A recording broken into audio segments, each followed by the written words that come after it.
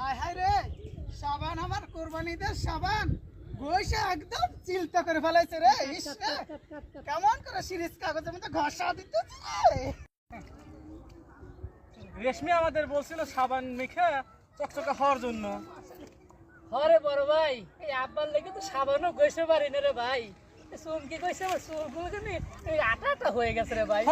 হরে ভাই, ভাই কি একটা কষ্ট রে ভাই আমাদের রে ভাই।